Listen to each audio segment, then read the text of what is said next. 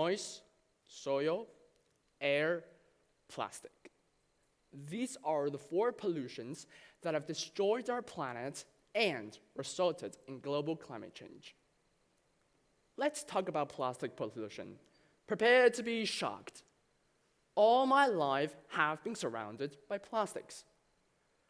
When I was a kid, I used to find garbage on the floor with its horrible smell, and people throw things away like plastics in the wrong containers, and then everybody started doing the same steps.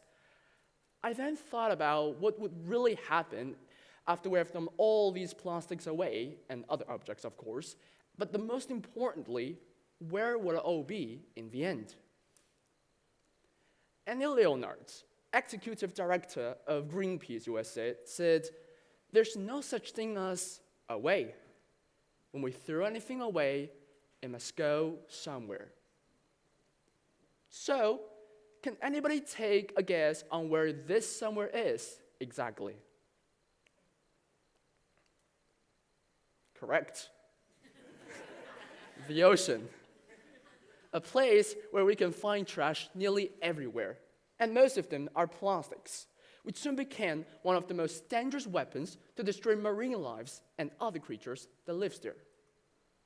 And that's why I consider it one of the worst pollutions of all time, as the number of plastic waste, both on land and in the ocean, has increased dramatically in the past few years, and without doubt, one of the quickest ways of polluting the environment and affecting the health of all animals as well as ourselves. And don't worry, I'm not trying to convince you to quit plastic completely, which I know you can't.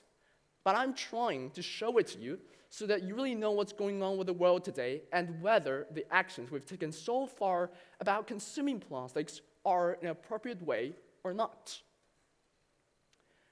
Many people have told me that it's nearly impossible for them to decrease the number of consuming plastics, which indeed we can't, as we use them nearly every single day, such as toiletries, plastic bags for shopping, plastic bottles, straws, toys, and so on, even the clothes we wear day to day.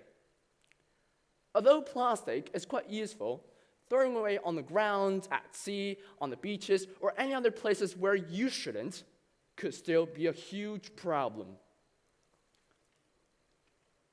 I remember when I was on my way to school one day, I saw this big number of plastic bags and all the garbage on the floor, and that none of people ever noticed it whenever they passed by. What would happen if nobody's gonna pick them up? And the answer for that is it might be there forever, even for decades, unless somebody's gonna pick them up. And so I realized that although plastic is extremely important in our daily life, we still need to be aware of the decisions that we take. According to the National Geographic, written by Olivier Ferrari, said the scientists have found out that the microplastics and the nanoplastics are at higher level in our brain than in our liver and kidney. What's more, scientists from the World Economic Forum have stated that microplastics have been found in 80% of humans' blood, and their impact on human health has been linked to heart attacks, strokes, or even death. Pretty scary, right? Don't panic. If we start taking actions right now and change the way we used to consume plastics, there is still a chance to make the world come back to life again and to make it right.